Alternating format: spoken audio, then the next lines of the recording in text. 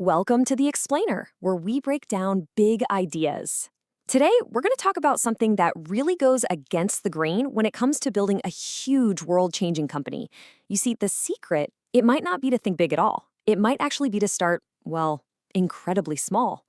All right, so let's just jump right in with something we all kind of assume is true. You want to build a $1 billion company. You've got to go after a $1 billion market, right? You aim for the biggest ocean you can possibly find. But what if that's totally, completely backwards? Most startups, especially when it's the founder's first time around, they make this one huge mistake right out of the gate. And it's so tempting. It's easy to see why they do it. But honestly, it's the reason so many of them just don't make it. So they look at some massive, trillion-dollar industry and they think, hey, if I can just grab a tiny, tiny piece of that pie, I'll be set for life. But what they find out really fast is that it's just brutal. It's a sea of competitors, all fighting tooth and nail for the exact same customers. It's not a launch pad, it's a war zone. Okay, so if that's the wrong way to do it, what's the right way? Well, this is where entrepreneur and investor Peter Thiel comes in. He has a totally different take on it, a much more effective one that flips that whole idea right on its head. And it all comes down to this one powerful phrase. It's simple. Don't find a big market and try to compete. No. Find a small market and own it.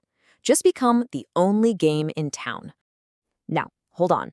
When Thiel says monopoly, he's not talking about, taking over the global oil market on day one.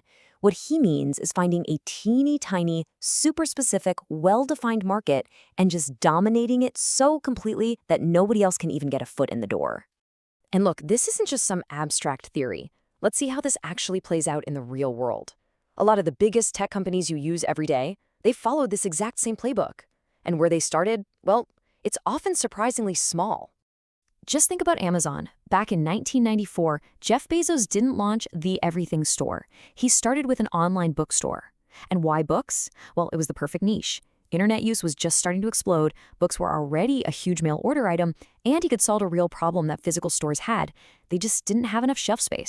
He totally dominated that small market first.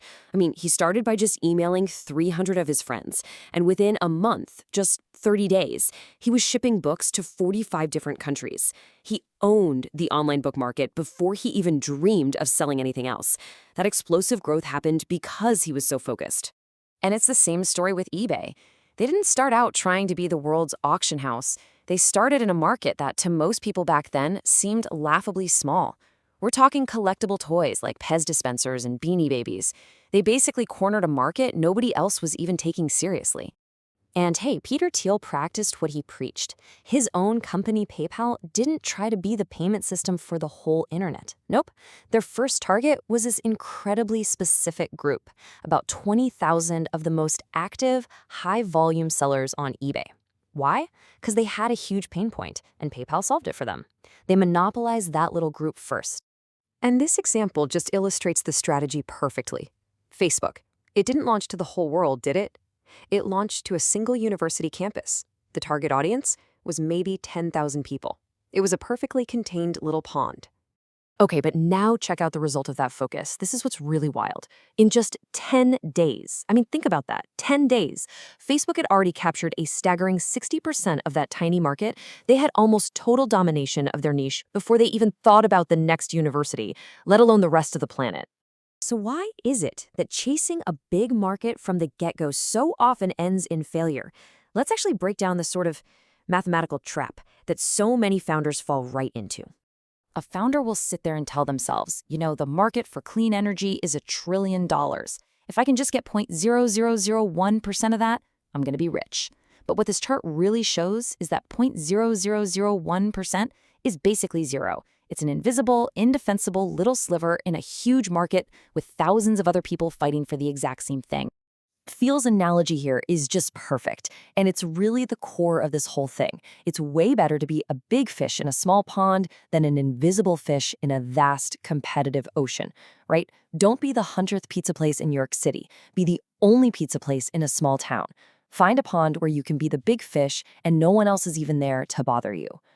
So, this all sounds great, but how do you actually do it? How can you apply this powerful idea? Well, the whole strategy can basically be boiled down into three clear, actionable steps that anyone can follow. Okay, so here's the formula. It's simple, but that doesn't mean it's easy. Step one, start with a very, very small market. Be ruthless with how you define your niche. Step two, dominate that market completely. You need to become the default choice, the no-brainer. And only then, once you've built that secure base, do you use that power to expand into markets that are right next door. That's exactly how Amazon went from just books to everything. So really, the big takeaway here is to completely rethink your starting point. The path to building something truly massive, something that lasts, it doesn't start with a head-on charge into the biggest market. It almost always begins in some quiet, overlooked corner of the world. So the real question for you is, what small pond can you conquer first?